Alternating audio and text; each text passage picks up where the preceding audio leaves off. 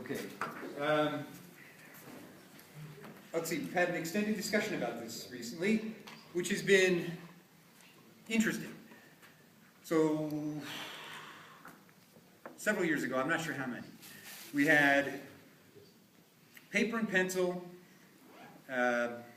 Scantron type in-class evaluations that had, Likert, I erased it, but Likert type questions, asking students a series of questions about, to what extent they were satisfied with various aspects of the courses they were in, and then students could fill in subjective responses to a number of broad questions about the classes they were in.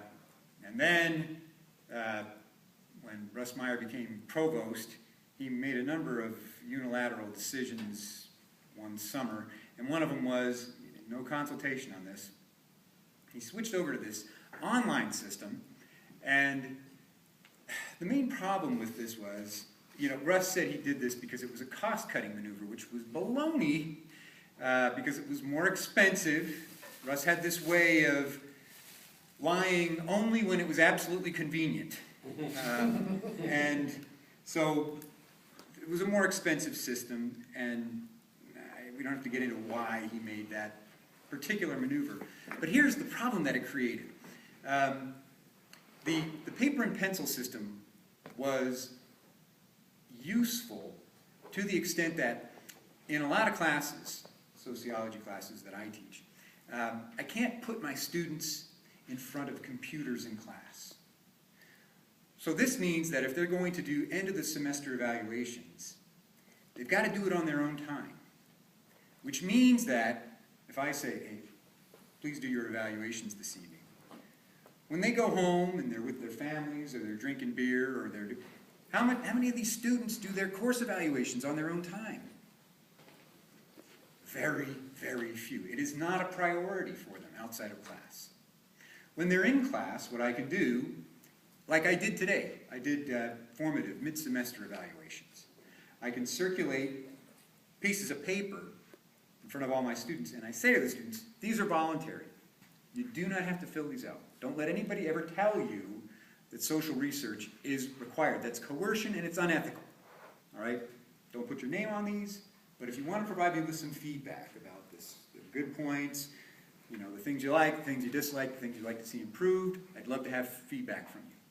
And just about every student provides me with input, and it's really helpful in all of my classes. Makes them feel better about the classes, and I do get really wonderful kinds of input from my students. So every semester in each of my classes, I do mid-semester, midterm, formative evaluations. I get input from from about 90% of my students, because I don't get 100% attendance ever. So I get a healthy amount of input from my students using these formative evaluations, because I can put the survey right in front of them, and I take class time. I use class time for these students to fill out the evaluations and submit them. Okay. At the end of the semester, with the summative evaluations, again, I can announce these evaluations in class and say, please do the evaluations, but the only way they can complete the evaluations is to go to a computer somewhere, because I don't have in class, and they have to do this on their own time. And in-class response rates are in the 90% range. The response rates when students have to do the surveys outside of class in the single-digit range, semester after semester. And my dean always says, well, you're just not trying hard enough. You just have to plead. Have you heard this speech, Sam? Yeah. You're just, you really have to sit down and you have to convince your students how important it is. And you know what? I talk to my students about social research all the time. And the value of it, the importance of making sure that surveys are, we get response rates that achieve validity. And when they waltz outside the door, they could care less. They could care less. They're very, very willing to complete the in-class surveys. But when they're on their own time, they've got other things, other priorities. All right. So we're in the process of looking at shifting to a new course evaluation system. There's a committee that's studying this. They're going to report to the faculty senate. And we've been, a small number of us, several of the folks are in the room here with me, have been trying to encourage the folks who are looking at these various instruments to get input from lots of folks. Because my concern is that what we might end up doing is saying, well, you know, we've got this online tool, it's got weaknesses, and we'll shift to some other online tool that's got a few more bells and whistles, and that's, you know, a little bit more expensive, looks fancier. But if we don't solve this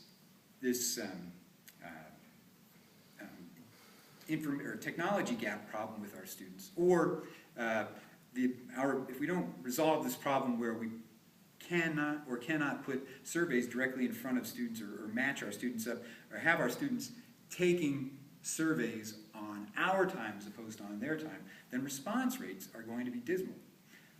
We're a university that values teaching, and if we're going to in any way factor student evaluations of teaching into our evaluations of faculty, which presumably departments do, then we've got to have response rates that generate valid results. And for the entire time that the online surveys have been used, nobody in the sociology department has been getting response rates that are valid. And that's a pretty serious problem. And so it's my hope that the committee that's studying this issue is going to embrace a solution to that particular problem. The big problem I had when they first started this is we were getting emails 4 or 5 weeks before the semester was over saying, encourage your students to do online evaluation. There's still a significant chunk of class left. Right. And the other problem with the online system is really you can't have them doing it at a neutral time. Mm-hmm. Right? I wouldn't give students evaluations right after I handed papers back, because some may be happy or whatever. Right. You don't want to bias but yeah. Yeah. Sure. And now they can do it whenever. Or there's this. To me, it was just mind-boggling. I had the idea of some kind of slick salesman presenting this, because the paper ones we could control. Yeah, exactly. We could make sure as a day students would be there even. That's right.